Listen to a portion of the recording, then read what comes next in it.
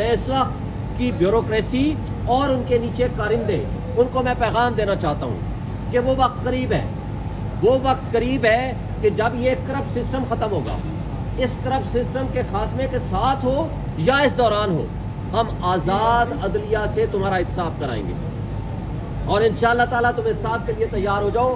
یہ تمہاری یہ جو حرکتیں ہیں، یہ غیر آنی اور فسطائیت میں مبنی جو حرکتیں ہیں، ان کو ہم کبھی نہیں چھوڑیں گے، اور ہم اپنے ورکرز کا تحفظ بھی کریں گے اور انشاءاللہ تعالیٰ تمہارا احتساب بھی کریں گے۔ اور آخری بات، اس وقت ملک میں انڈکلیئرڈ مارشل لا ہے، اور میں ان راولپنڈی میں بیٹھنے والے طاقتور لوگوں کو کہنا چاہتا ہوں کہ طاقت عوام کی ہے، اور عوام کے پیسے سے آپ کو ہم بندوق اور گولی خرید کے دیتے ہیں۔ عوام کے پیسوں سے آج 2800 ارب روپے ہم آپ کو دیتے ہیں، 2800 ارب روپے، جبکہ غریب آدمی آج بھوک سے مر رہا ہے اور اپنے آپ کو خودکشیاں کر رہا ہے۔ ہم 2800 ارب روپے اس لیے نہیں دیتے کہ قیمتی ویگو ڈالے خریدو اور ان میں اپنے ہی شہریوں کو مارو۔ یہ ظالم تو ہو سکتا ہے، یہ یزیدیت کا اصول تو ہو سکتا ہے، یہ حسینیت کا اصول نہیں ہو سکتا۔ اس لیے کہ آج بھی ہم کہتے ہیں یزید تھا، حسین ہے۔ تم آج اپنے ہوش کے ناخن لو، یہ آپ کے سمجھنے کا مقام ہے۔ عوام آپ کی تمام تر فسطائیت کے باوجود کھڑی ہے عمران خان کے ساتھ، آج کھڑی ہے پی ٹی آئی کے ساتھ، جو یہ فیڈریشن کی علامت ہے عمران خان اور پی ٹی آئی۔ آپ نے اگر اپنی طاقت کو، اپنے شیروں کو، اپنی فورس کو خراب کرو گے تو نقصان یہ ہوگا، کل آپ کے بارڈرز پہ بیٹھنے والے وہ گیدڑ آپ پہ حملہ آور ہوں گے اور آپ ان کو دفاع نہیں کر پاؤ گے۔ اس لیے آج وقت ہے، آج پی ٹی آئی کے شیروں کو، عمران خان جو ایک اس وقت موسٹ پاپولر امت مسلمہ کا لیڈر ہے، آپ اس سے جاؤ، آپ اس سے معافی مانگو۔ وہ فتح مکہ میں یقین رکھنے والا شخص ہے، وہ تمہیں معاف کر دے گا، اس لیے کہ وہ ذاتیات پہ کبھی بلیو نہیں کرتا۔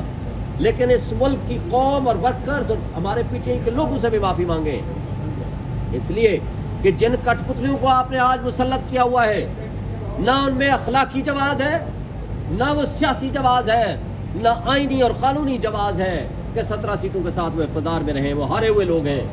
اور وہ شخص جو نواز شریف وہاں بیٹھا ہوا ہے، جس کو بڑی چاہ سے آپ لائے تھے، کیپٹن صفدر کے بقول بڑی آپ کے ہاں گفت و شنید ہوئی تھی، جس کو عمران خان نے لندن پلان کا نام دیا ہے، آپ ان کو لائے تھے، لیکن وہ کبوتر اڑانے کی بجائے اس کے طوطے اڑ چکے ہیں۔ اور آج اس کی صورتحال یہ ہے کہ پورا پاکستانی، ہر پاکستان کا شہری اس کے بارے میں پوچھ رہا ہے کہ وہ اشتہار گمشدہ لگاؤ کہ وہ ہے کدھر، نہ اس کی کوئی سٹیٹمنٹ، نہ کوئی پالیسی سٹیٹمنٹ۔ ہاں البتہ ربڑ سٹیمپ پارلیمنٹ کے اوپر ووٹ دینے کے لیے وہ یہاں پہنچا ہوا تھا، مگر ماضی میں بھی ناکام و نامراد ہوئے تھے، اب بھی انشاءاللہ ناکام و نامراد ہوں گے۔ اور یہ سو کارڈ کچا پکا مسودہ ان سے پاس نہیں ہو پائے گا۔ اور جو گینگ آف 3 جو اس وقت اس تباہی کے ذمہ دار ہیں، اور اس تباہی کی ذمہ داری کے پیچھے کیا ہے کہ ان کو کسی طریقے سے ایکسٹینشن دی جائے، اور وہ اپنے ایکسٹینشن کے اس دھندے میں سارے غیر آئینی کام کر رہے ہیں اور سپریم کورٹ پہ حملہ آور ہے۔ ہم اس کی شدید مذمت کرتے ہیں۔ دیکھیں، پاکستان میں اس وقت واحد امید ہے، وہ ہے سپریم کورٹ اور ہائی کورٹ، جہاں لوگ آس اور امید کی نگاہ سے دیکھتے ہیں۔ اگر لوگوں کی آس، امید اور ہوپ ختم کر دی تو اس سے انتشار پھیلے گا۔ تو خدا نخواستہ کیا چاہتے ہیں کہ لوگ اسلحہ اٹھائیں؟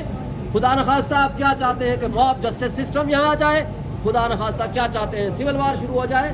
اس لیے آج بھی وقت ہے کہ آپ اپنے ذاتی مفادات سے بالاتر ہو جائیں، ریاست کو نقصان مت پہنچائیں۔ آپ نے ماضی میں دیکھا، ایک ڈکٹیٹر نے اپنے ذاتی اقتدار کو طوالت دینے کے لیے ایک سب سے بڑی جمہوری پارٹی کو نہ صرف اس کو بین کیا، ان کے لوگوں کو جیتی ہوئی سیٹوں کو، شیخ مجیب اور اس کی پارٹی کو بین کرنے کے بعد جیلوں میں ڈالا، اپنی فورس یوز کی، اور اس کے بعد کیا ہوا؟ آپ کا ملک دو لخت ہو گیا۔ لیکن آج عبود الرحمان کمیشن رپورٹ پڑھنے کے باوجود بھی آپ ہوش کے ناخن نہیں لے رہے، آپ اس سے سبق نہیں سیکھ رہے۔ آج آپ نے ملک کو اس کے بدتر انجام پہ پہنچا دیا۔ صورتحال یہ ہے کہ بلوچستان میں آپ سے ان کنٹرول صوبہ ہو چکا ہے۔ کے پی کے ہر شخص کو آپ دہشت گرد بنا رہے ہو، اور آپ ہر بلوچ کو کہتے ہو وہ دہشت گرد ہے، اور اس کے بعد पंजाब के लोग इन लोगों से जितनी नफरत करते हैं वो सबके सामने है। यही कराची की सूरत हाल सिंध की है। लेकिन आपकी नज़र में वो बलोच जो बलूचिस्तान में बैठना है वो भी दहशतगर्द है, आपकी नज़र में मारक बलोच भी दहशतगर्द है, आपकी नज़र में पख्तूनख्वा का हर शख्स दहशतगर्द है, तो आपकी नज़र में शोएब शाहीन जैसा सीनियर वकील भी दहशतगर्द है, क्योंकि 9 पर्चे दहशतगर्दी के मेरे खिलाफ भी हैं। तो अगर आपने इस मुल्क को इस तरह की रियासत बनाना है तो फिर ये बनाना रिपब्लिक के अलावा हम इसको इस्लामिक स्टेट नहीं तस्वुर करेंगे, फिर ये इस्लामी फलाही जमहूरी रियासत तस्वुर नहीं करेंगे। इसलिए जो ऊपर चंद 1% लोग वो बदमाशियाँ जो अपने मफादात का खेल खेल रहा है, मैं उनको कहता हूँ कि बस करो। अब आज अवाम की ताकत आप देख चुके हो। अवाम आज भी उसी जगह पे खड़ी है जहाँ 8 फरवरी को खड़ी थी, और कोई तहजीब याफ्ता मुल्क, कोई सिविलाइज्ड कंट्री, उसका तरीका और पैमाना तब्दीली का होता है कि वोट के ज़रिए तब्दीली आती है। जब आप वोट चोरी कर लेंगे, जब कानून और आइन चंद लोगों के हाथों में खिलौना बना देंगे, जमहूरियत को तमाशा और ड्रामा बना देंगे, और आखिरी जो सुप्रीम कोर्ट पे हम हमलावर होने लगे हैं, ये आपके लिए खुद कुछ साबित होगा इंशाअल्लाह। शोएब शाहीन साहब 11:30 बजे 63A का रिव्यू लगा हुआ है। अगर पिछला माजी का फैसला बंदयाल वाला उड़ जाता है, इससे आप लोगों के जो मेंबर्स हैं उनका वोट गिना जाएगा, और साथ में आपके जो वकला हैं बार बार अदम एतमाद कर रहे हैं काजी साहब पे, लेकिन काजी साहब हर बेंच में बैठ रहे हैं। इसकी क्या रीज़न है? इसकी रीज़न ये है कि वो अपनी आप एक्सटेंशन चाहते हैं। इसकी रीज़न ये है कि वो अपने जाने से पहले हर हाल में वो फैसला कराना चाहते हैं कि जिसके ज़रिए उनकी एक्सटेंशन का ज़रिया और तरीका निकल सके, लेकिन इंशाअल्लाह ताला ये नहीं कर पाएंगे और ना ही उनकी एक्सटेंशन होगी। ये तारीख में लिखा जाएगा, लेकिन तारीख में क्या लिखा जाएगा? तारीख बड़ी तल्ख है। आज अगर लोग जस्टिस मुनीर के गलत कारनामे या गलत जो उनके फैसले हैं उनको नहीं भूले, तो जस्टिस काजी फाइसा साहब आपके गलत फैसलों को भी तारीख कभी माफ़ नहीं करेगी। आज भी वक्त है कि आप रिज़ाइन कर जाएं या छुट्टी पे चले जाएं, पीछे सुप्रीम कोर्ट को फैसला कर देना, और इंशाल्लाह ये नहीं कामयाब होगी। Thank you. आवाज़ ऊंची रखिएगा। हाँ जी, कंप्लीट जी। बिस्मिल्लाहिर्रहमानिर्रहीम। सबसे पहले तो मैं आज के जो केस का फ़ैसला हुआ है इलेक्शन ट्रिब्यूनल्स के हवाले से, उसमें मैं अफसोस का इज़हार करता हूँ।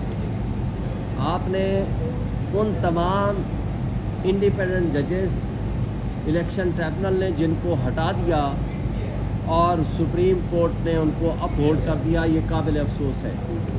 अगर इलेक्शन ट्रिब्यूनल्स की इंडिपेंडेंस नहीं होगी, इलेक्शन ट्रिब्यूनल्स इलेक्शन कमीशन जो कि फ्रॉड में मुलव्वस है, करप्ट प्रैक्टिसेस में मुलव्वस है, उनकी चॉइस के हैंड पिक्ड रिटायर्ड जजेस को लगाया जाएगा तो वो कोई इंसाफ नहीं करेगा।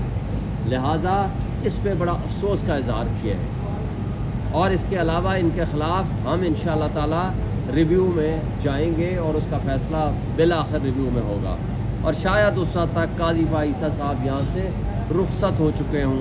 अल्लाह करे वो रुखसत हो जाएं, क्योंकि उनके साथ हमारा कन्फ्लिक्ट ऑफ इंटरेस्ट भी है। ना सिर्फ कन्फ्लिक्ट ऑफ इंटरेस्ट है, बल्कि वो अपनी एक्सटेंशन हासिल करने के लिए हर नाइंसाफ़ी पे मबनी फ़ैसले फरमा रहे हैं। लिहाजा उनसे पहले भी गुजारिश की थी और अब भी गुजारिश है।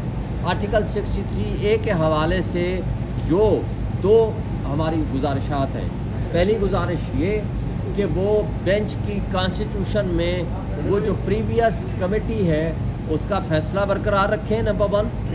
नंबर 2, वो इस हवाले से जिस तरह प्रपोज़ किया है जस्टिस सैयद मंसूर अली शाह साहब सीनियर जूनियर जज ने, या फुल कोर्ट मीटिंग बुला लें एडमिनिस्ट्रेटिव साइड पे सुप्रीम कोर्ट की, या फुल कोर्ट में ये मैटर रखें। क्योंकि हम पहले भी, आपको याद होगा, पिछले साल ये कहा करते थे कि ये अख्तियार अगर इस रबर स्टैम्प पार्लियामेंट को दे देंगे तो ये अदलिया को इंडिपेंडेंट नहीं होने देगी। लिहाजा अगर इस तरह की कोई अमेंडमेंट करनी है तो सुप्रीम कोर्ट रूल्स के अंदर अमेंडमेंट की जाए। अगर सुप्रीम कोर्ट रूल्स में अमेंडमेंट की होती तो आज ये इस तरह के फैसले, इस तरह के आर्डिनेंसेस कम से कम हमारे सामने ना आते। अब इससे जो काजी फाइसा साहब ने ख़त लिखा है, ख़त का जवाब दिया है जस्टिस मंसूर अली शाह साहब को, इससे ये जो तासुर मिलता है वो ये कि इसका मतलब ये है कि जस्टिस मुनीब अख्तर साहब एक इंडिपेंडेंट जज थे और हैं, اور ان کی انڈیپینڈنٹ رائے سے آپ کا اتفاق نہیں تھا، بظاہر یہ لگتا ہے کہ گورنمنٹ اور آپ نے مل کے ان کو وہاں سے نکالنے کے لیے، کمیٹی سے نکالنے کے لیے آپ نے آرڈیننس میں ترمیم کرائی ہے، جو کہ آپ کی اپنی جو کمٹمنٹ تھی ان دی کورٹ آپ نے اس سے وائلیٹ کیا ہے۔ لہذا انصاف کا تقاضا یہ ہے کہ جب تک کمیٹی کی کانسٹیٹیوشن کے بارے میں فیصلہ نہ آ جائے، آپ آرٹیکل 63A کے اوپر کیس نہ لگائیں۔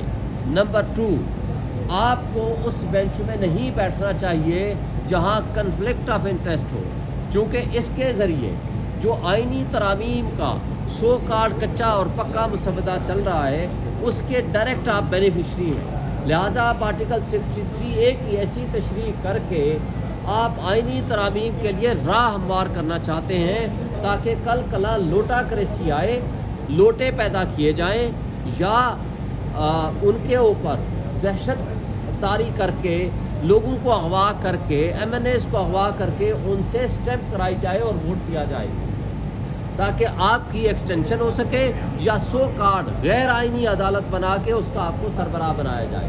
لہٰذا اس کنفلکٹ آف انٹرسٹ کی وجہ سے بھی آپ کو اس کیس میں نہیں بیٹھنا چاہیے۔ اور اس کے ساتھ جو پرسوں ہمارے PTI کے ورکرز نے، PTI کے ٹائیگرز نے اور عمران خان کے سپاہیوں نے جو راولپنڈی میں ایک اپنا بھرپور احتجاج ریکارڈ کرایا، میں ان کو سلام پیش کرتا ہوں، اور میں ان سب دوستوں کو جنہوں نے آج بھی جیلوں میں بند ہیں یا قید و بند کی صحبتیں برداشت کر رہے ہیں، ان سب کو میں سلام پیش کرتا ہوں، اور ان کی بے ایمانی اور اس کٹ پتلی حکومت کی آپ غلام بیوروکریسی اور غلام پولیس کی حرکتیں دیکھیں۔ ایک 80 سالہ خاتون جو ایک مزار پہ حاضری کے لیے آئی، جب اس کو پتہ چلا کہ عمران خان کا آج کال ہے، وہ وہاں احتجاج کرنے پہنچی ہے، 80 سالہ خاتون کو بھی انہوں نے دہشت گردی کے پرچے میں ڈال دیا۔ ان کی نظر میں تو دہشت گرد ہوئی ہوں، 9 پرچے میرے خلاف ہیں۔ اور پرسوں جب ہم گاڑیوں پہ جا رہے ہیں، ایک ہی گاڑی میں میں، سلمان اکرم راجہ اور پریزیڈنٹ گوہر صاحب، اور ہمارا حق حاصل ہے کہ ہم کسی بھی روڈ پہ جا سکیں، ہمیں روڈ کے مڈل میں ہمیں روک دیا گیا، ہمیں گرفتار کرنے کی کوشش ہوئی، ہمارے ورکرز کو گرفتار کرنے کی کوشش کی، ہم احتجاج پہ جانا چاہتے تھے، ہمارا حق ہے۔ اب اسلام آباد پولیس کا کیا جرم کیا ہم نے کہ وہ کہتے ہیں کہ جی ہم آپ کو گرفتار کریں گے، اور جو کچھ انہوں نے کیا، جس انداز سے یہاں بیہیو کرنے کی کوشش کر رہے ہیں، میں یہ سمجھتا ہوں کہ اس غلام بیوروکریسی کا انشاءاللہ احتساب ہوگا۔